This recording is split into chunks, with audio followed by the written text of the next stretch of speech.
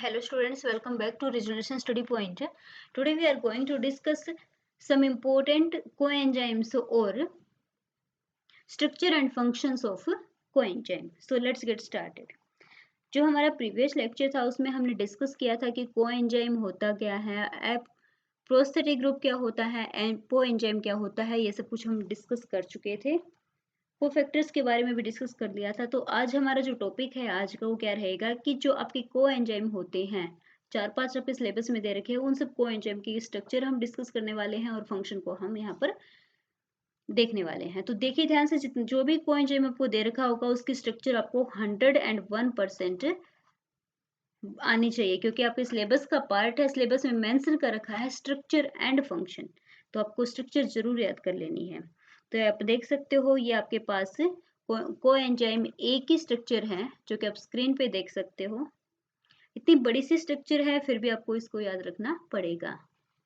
आप देख सकते हो ये यहाँ पर इसका एक प्यूरिन बेस लगा हुआ है, ये फिर सुगर मॉलिक्यूल है, ठीक है, और ये फिर क्या है आपके पास, ये फॉस्फेट है। तो आप जानते हो कि जब तीनों स्ट्रक्चर्स आपस में मिल जाती हैं तो क्या बन जाता है, न्यूक्लिक एसिड टाइप की स्ट्रक्चर बनती है। तो बिल्कुल वैसे ही स्ट्रक्चर यहाँ पर भी आप देख सकते हो। तो ये आपका कोएंजाइम ए है, ठीक है। तो इसकी स्ट्रक्चर आपको आनी चाहिए। इसका अगर केमिकल फॉर्मूला नेम की बात करें, आईपीसी नोमेनक्लेचर में इसके नाम की बात करें, तो ये है आपका 5,6 अमीनो 9H प्यूरिन। बताया था ना, प्यूरिन बेस है इसके अंदर, और फिर इसके अंदर एक फोस्फेट ग्रुप भी है, साथ में एक इसमें कार्बोहाइड्रेट मॉलिक्यूल भी है। तो ये इसका आईपीसी नोमेनक्लेचर में नाम है, ये आपको याद रखने की जरूरत नहीं है। सिर्फ आपको क्या याद होनी चाहिए, स्ट्रक्चर। स्ट्रक्चर आपके लिए इंपॉर्टेंट है। अब देखते हैं हम इसके बारे में। Coenzyme A was identified by Fritz Lipmann in 1946। इसकी डिस्कवरी की थी फ्रिट्ज लिपमैन ने, ठीक है। Its structure was determined during the early 1950s at the Lister Institute, London, together by Lippmann and other workers at Harvard Medical School. Lipman initially, इसके बारे में आपको ज़्यादा याद रखने की जरूरत नहीं है, सिर्फ याद रख लें कि कोएंजाइम ए जो था उसकी डिस्कवरी किसने की थी और इसकी जो नाम था ये किसने दिया था। अब हम बात करते हैं कि कोएंजाइम ए होता क्या है। Coenzyme A is available from various chemical suppliers as a free acid and lithium sodium salt.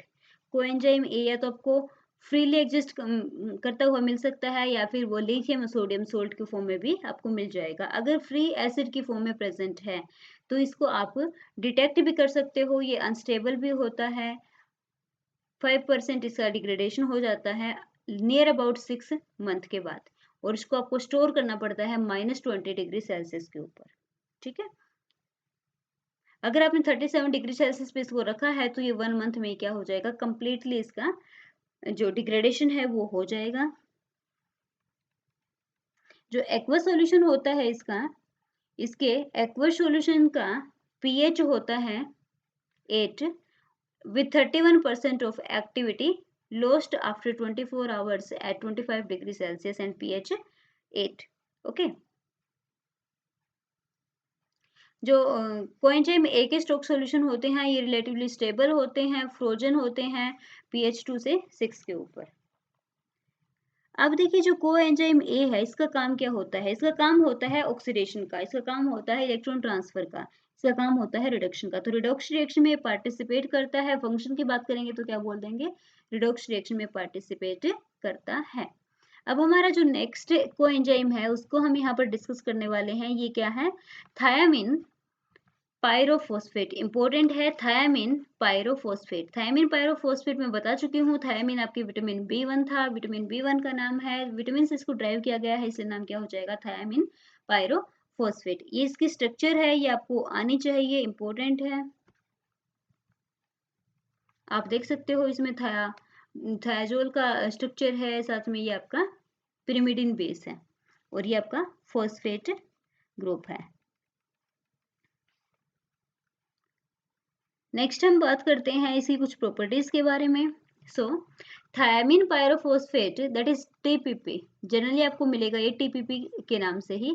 Thiamine pyrophosphate और थायमिन डाइफॉस्फेट और को कार्बोक्सिलेज एक क्या है भाई, ये जो आपका थायमिन पायरोफॉस्फेट है ये है क्या, is a thiamine, that is vitamin B1 derivative, which is produced by the enzyme thiamine diphosphokinase. Thiamine pyrophosphate is a cofactor that is present in all living system in which it catalyzes several biochemical reactions. तो thiamine pyrophosphate की structure को हमने देख लिया। अब हम बात कर लेते हैं कि जो थायमिन को पायरोफॉस्फेट है ये विटामिन B1 का ही एक डेरिवेटिव है। इसको हम एंजाइम थायमिन डाइफॉस्फोकिनेज से बनाते हैं। थायमिन पायरोफॉस्फेट एक कोफैक्टर की तरह बिहेव करता है, जितने भी लिविंग बींग हैं सबके अंदर ये प्रेजेंट होता है और इसका काम होता है बायोकेमिकल रिएक्शन में पार्टिसिपेट करना, उनको कैटेलाइज करना। Now the thiamine pyrophosphate is synthesised in cytosol. किस में सिंथेसाइज होता है इसका, साइटोसोल के अंदर सिंथेसाइज होता है, ठीक है। नाउ अब जो टीपीपी है थायमिन पायरोफॉस्फेट है, ये कोएंजाइम की तरह बिहेव करता है एंजाइमेटिक रिएक्शंस में। किस किस में, पायरुवेट डिहाइड्रोजिनेज के अंदर, पायरुवेट डी कार्बोक्सिलेज के अंदर रिएक्शन करता है कोएंजाइम की तरह, अल्फा कीटो ग्लूटारेट के अंदर, ब्रांच्ड चेन अमीनो एसिड के अंदर, 2 हाइड्रोक्सी फाइटोनाइल कोएंजाइम ए के अंदर और ट्रांसकीटोज के अंदर। तो ये कुछ केमिकल रिएक्शंस हैं जो बायोकेमिकल रिएक्शन है जो हमारी बॉडी के अंदर प्रेजेंट होती हैं और गोइंग ऑन होती है। तो इसके अंदर क्या करता है, ये एज ए कोएंजाइम वर्क करता है। कौन, टीपीपी, दैट इज। अब ये जो कंपाउंड है ये आपको इसकी ये लाइट दिख रही होगी, ये लाइट को देखते ही आपको पता चल जाता है कि कार्बन नेगेटिव और नाइट्रोजन की लाइट है तो नाइट्रोजन पॉजिटिव, सल्फर की ये लाइट होती तो सल्फर यहाँ पर आ जाता आपका, ये इतना ही रहेगा, ठीक है। तो ये है आपका कंपाउंड, ये लाइट दे रखा है इसमें। अब बात करते हैं कि जो टीपीपी है, टीपी क्या था भाई, थायमिन, टी से थायमिन था, पी से पायरो था और पी से फॉस्फेट। थायमिन पायरोफॉस्फेट जो होता है किस टाइप की रिएक्शन में पार्टिसिपेट करता है, तो आपको यहाँ पर एक रिंग दिखाई दे रही होगी जिसको हम थायाजोल बोलते हैं। तो जो आपका टीपीपी कंपाउंड है, टीपीपी जो मॉलिक्यूल है, इसकी जो पार्ट होता है जो केमिकल रिएक्शन में पार्टिसिपेट करता है वो आपका रहेगा थायाजोल। तो हम ये कह सकते हैं कि थायाजोल इसका एक एक्टिव पार्ट होता है जो केमिकल रिएक्शन में पार्टिसिपेट करता है, जिसमें नाइट्रोजन और सल्फर दो हेटेरोएटम प्रेजेंट होते हैं, ठीक है। तो हम क्या बोल सकते हैं कि जो थायाजोल है वो इस मॉलिक्यूल का क्या है, रिएजेंट पोर्शन है। रिएजेंट पोर्शन मीन्स जितनी भी केमिकल रिएक्शन होंगी वो सब थायाजोल वाली पोजीशन पर ही होती हैं। अब बात कर लेते हैं रिएक्शन मैकेनिज्म की कि रिएक्शन किस टाइप से प्रोसीड करती है। कुछ रिएक्शंस जिसके अंदर, जैसे कि एग्जांपल ले लिया हमने पायरुवेट डिहाइड्रोजिनेज का, अल्फा कीटोग्लूटारेट का डिहाइड्रोजिनेज के अंदर, ये किस टाइप से एक्ट करता है, इसका जो फंक्शन होता है, मैकेनिज्म होता है, 4 स्टेप को फॉलो करता है। फर्स्ट स्टेप के अंदर कार्बोएनाइन बनेगा टीपीपीएलाइड का, जो किसकी तरह बिहेव करेगा, न्यूक्लियोफाइल की तरह। किसके ऊपर अटैक करेगा, कार्बोनिल कार्बन के ऊपर, जो किसकी होगी, सबस्ट्रेट की होगी। तो मतलब क्या है कि फर्स्ट स्टेप के अंदर न्यूक्लियोफिलिक अटैक होगा टीपीपीएलाइड का, किसके ऊपर, सबस्ट्रेट के ऊपर। सेकंड स्टेप के अंदर जो टारगेट बॉन्ड होगा सबस्ट्रेट के साथ वो ब्रोकन हो जाएगा, ब्रोक कर जाएगा और इलेक्ट्रॉन जो है वो पुश्ड हो जाएंगे टीपीपी के टुवर्ड्स।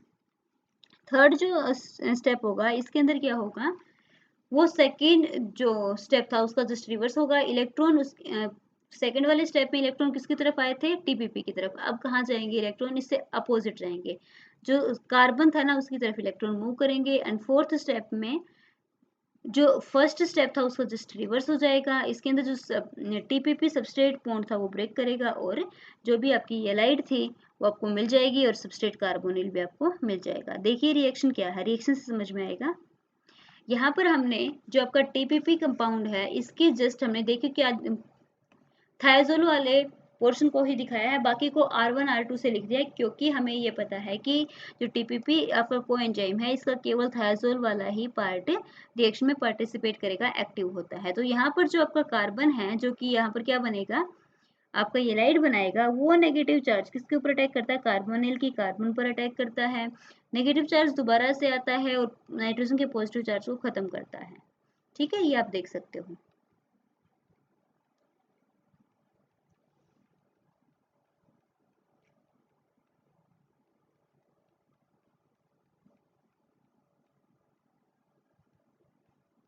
जब कट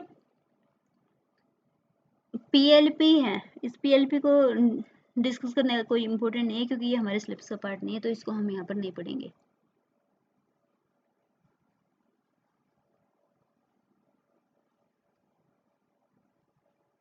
ये सब हमारे सिलेबस का पार्ट नहीं है। अब हम पढ़ेंगे निकोटिनामाइड एडेनिन डाइन्यूक्लियोटाइड। क्या नाम है कंपाउंड का, nicotinamide adenine dinucleotide, that is NAD। और जनरली किसकी तरह बिहेव करता है, इलेक्ट्रॉन ट्रांसफर की तरह है, इलेक्ट्रॉन रिडॉक्स रिएक्शन में पार्टिसिपेट ये करता है। स्ट्रक्चर देख लीजिए, ये आपका जो कंपाउंड है ये किसकी स्ट्रक्चर है भाई, ये स्ट्रक्चर यहाँ पर आप देख सकते हो, this is your nicotinamide derivative. Okay,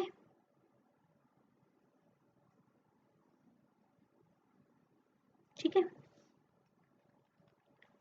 अब हम बात करते हैं इसके अदर नेम के बारे में, तो हम इसको DPN पॉजिटिव भी बोल देते हैं, डाइफॉस्फोपिरिडिन न्यूक्लियोटाइड, क्योंकि निकोटिन जो है ना इसमें पिरिडिन न्यूक्लियस होता है, इसलिए इसको पिरिडाइन बोल दिया।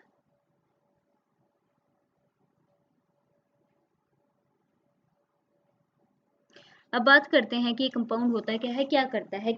तो हमने बात की थी कि जो NAD होता है, जिसको हम निकोटिनामाइड एडेनिन डाइन्यूक्लियोटाइड बोलते हैं, इसको मैं एब्रीवेट करूंगी NAD के फॉर्म में, और इसको मैं बार बार यूज करूंगी NAD। तो NAD का मतलब समझ जाना क्या है, निकोटिनामाइड एडेनिन डाइन्यूक्लियोटाइड। जो आपका NAD होता है ये कोएंजाइम की तरह बिहेव करता है, और जो किस में पार्टिसिपेट करता है, मेटाबॉलिज्म में पार्टिसिपेट करता है। जनरली जितने भी लिविंग सेल्स होती हैं सबके अंदर ये प्रेजेंट होता है। NAD is also called a dinucleotide because it consists of two nucleotides। इसको हम डाइन्यूक्लियोटाइड बोलते हैं, देखिए नाम में ही लिखा हुआ निकोटानामाइड डाइन्यूक्लियोटाइड, एडेनिन डाइन्यूक्लियोटाइड, इसका मतलब है इसके अंदर दो न्यूक्लियोटाइड यूनिट प्रेजेंट हैं और सबके सब फॉस्फेट ग्रुप्स के साथ लिंक्ड होंगी। Each one is linked with phosphate groups. One nucleotide contains adenine nucleobase, एक के अंदर कौन सा बेस होता है, एडेनिन। एडेनिन इसके नाम से आपको याद रह जाएगा। And the other one is nicotinamide, देखो दो बेस है, एक तो निकोटिनामाइड है, दूसरा एडेनिन है, और साथ में दो न्यूक्लियोटाइड हैं। तो एक न्यूक्लियोटाइड तो फर्स्ट वाले बेस के साथ होगी और दूसरी न्यूक्लियोटाइड सेकंड वाले बेस के साथ होगी। तो इसका मतलब ये है कि NAD दो फॉर्म में एग्जिस्ट करता है, एक तो ऑक्सीडाइज्ड फॉर्म में, दूसरा क्या होगा, रिड्यूस्ड फॉर्म में। अगर ऑक्सीडाइज्ड फॉर्म में है तो इसका नाम, इसको हम कैसे लिखेंगे, NAD पॉजिटिव से, और जो रिड्यूस्ड फॉर्म उसको लिखेंगे NADH से। जो इसकी ऑक्सीडाइज्ड फॉर्म है यही हमारे सिलेबस का पार्ट है। देखते हैं रिएक्शन में कैसे पार्टिसिपेट करता है। इन metabolism nicotinamide adenine dinucleotide is involved in redox reaction. NAD का काम क्या है, रिडॉक्स रिएक्शन में पार्टिसिपेट करना, और रिडॉक्स रिएक्शन का मतलब है इलेक्ट्रॉन को कैरी करेगा, carrying electrons from one reaction to another. Cofactor is therefore found in two forms in the cell, that is NAD positive, और इसका काम होगा ऑक्सीडाइज करना, जो कि ऑक्सीडाइजिंग एजेंट की तरह बिहेव करेगा।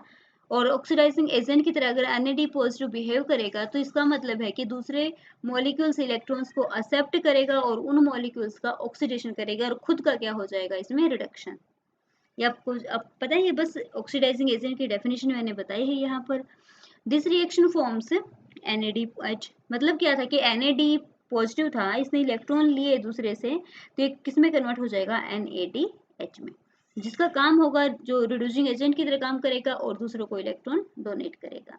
This electron transfer reactions are the main function of NAD। क्या होता है, ये मेन फंक्शन करते हैं NAD की तरह। ठीक है,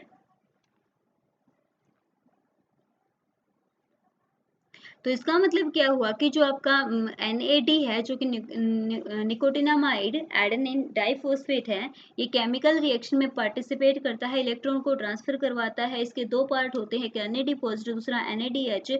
NAD पॉजिटिव जो है ऑक्सीडाइजिंग एजेंट की तरह काम करता है और NADH रिड्यूसिंग एजेंट की तरह काम करता है। ऑक्सीडाइजिंग का काम क्या होता है ये आपको बहुत अच्छे तरीके से पता है, और NADH रिड्यूसिंग एजेंट होता है, और रिड्यूसिंग एजेंट क्या होता है ये भी आपको अच्छे से पता है।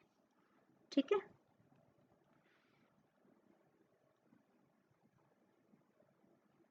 ये आप देख सकते हो केमिकल रिएक्शन, इसकी इस केमिकल रिएक्शन में क्या है, NAD पॉजिटिव ने इलेक्ट्रॉन को एक्सेप्ट किया है और कन्वर्ट हुआ है NADH में। मींस ये NAD पॉजिटिव यहाँ पर अगर आप यूज करते हो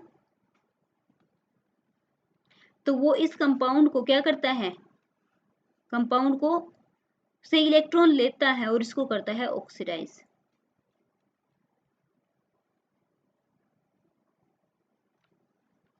जो कंपाउंड है इसमें आप कंपाउंड देख सकते हो आप, इसने क्या लिया है, हाइड्राइड आयन को लिया है, तो आप देख सकते हो ये आपका हाइड्राइड डोनर होगा। NAD पॉजिटिव हाइड्राइड को एक्सेप्ट करेगा, प्रोटॉन को रिलीज करेगा, साथ में R भी यहाँ से रिलीज हो जाएगा। ठीक है,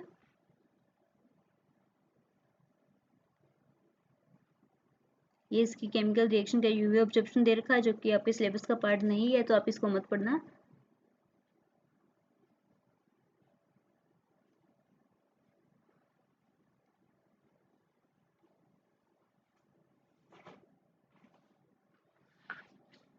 हमने अभी तक जो टॉपिक पढ़ा था उसका नाम क्या था, NAD positive,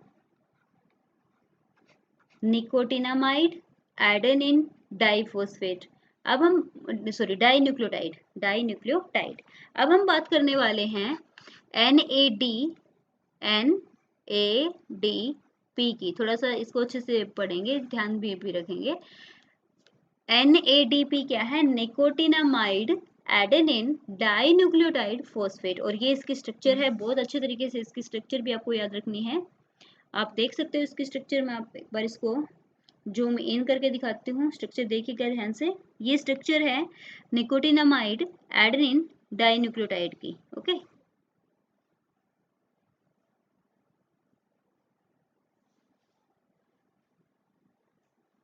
adenine dinucleotide phosphate की। अब देखिएगा आगे इसमें कि जो NADP है इसका काम क्या होता है। NAD पॉजिटिव की तरह हम इसको एब्रीवेट करते हैं। जो ओल्डर नोटेशन थी उसके अंदर हम इसको TPN की फॉर्म में भी करते थे। TPN, T means triphospho pyridine nucleotide. pyridine structure इसमें होती है ना, आपने देखा होगा इसमें pyridine की स्ट्रक्चर को जब देखा होगा तो इसमें pyridine आपको मिला होगा। देखो स्ट्रक्चर के अंदर क्या है, pyridine कहाँ है, ये रहा pyridine, इसलिए तो हम इसको बोलते हैं TPN, ट्राइफोस्फेट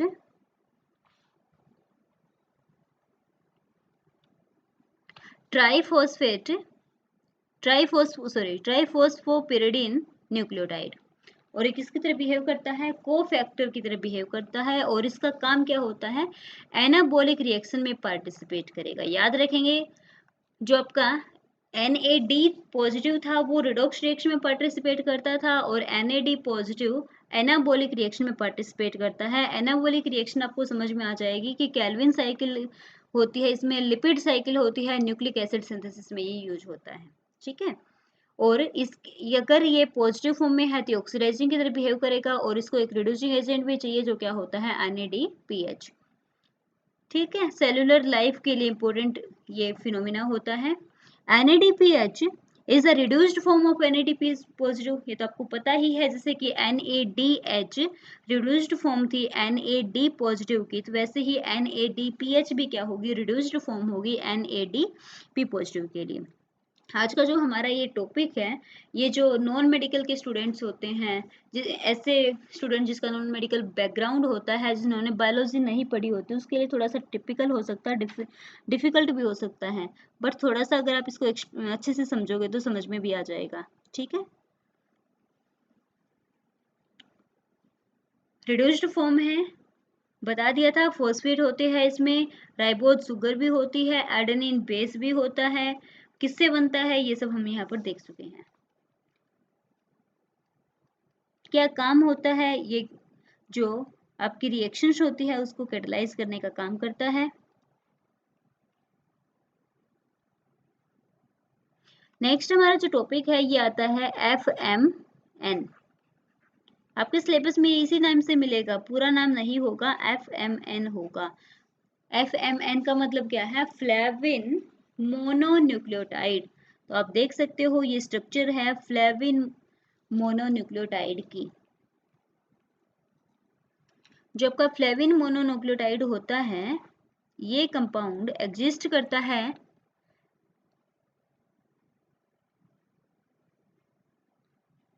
देखिए, flavin mononucleotide that is riboflavin. आपको पता है राइबोफ्लेविन क्या होती है? राइबोफ्लेविन याद रखना क्या है, एक विटामिन थी, याद हो तो, जिसको बोलते हैं विटामिन B2। विटामिन B2 का नाम होता है राइबोफ्लेविन।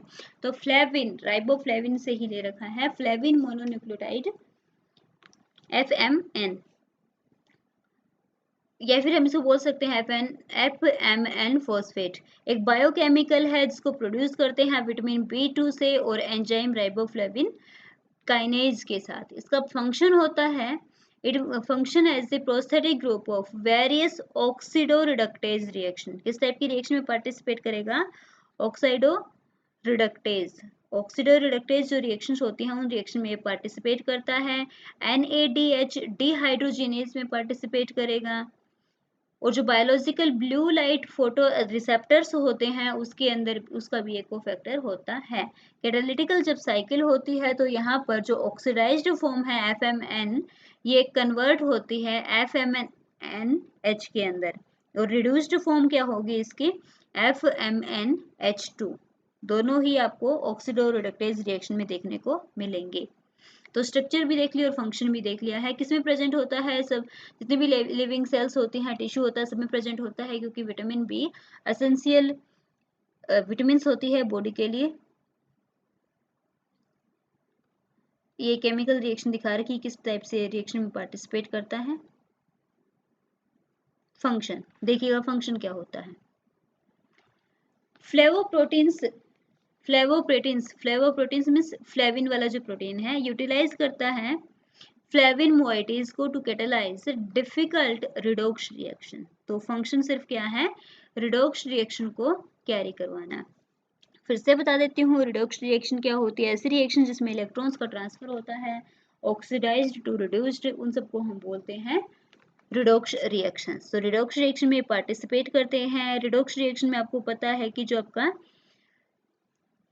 जो कार्बन हाइड्रोजन बॉन्ड होता है इसको रिड्यूस करते हैं, ऑक्सीडाइज करते हैं। कार्बन कार्बन बॉन्ड को रिड्यूस ऑक्सीडाइज करेंगे, कार्बन नाइट्रोजन बॉन्ड को रिड्यूस ऑक्सीडाइज करेंगे। तो ये सब आपको एक बार देख लेना, ज्यादा इंपॉर्टेंट टॉपिक ये भी आपका नहीं है।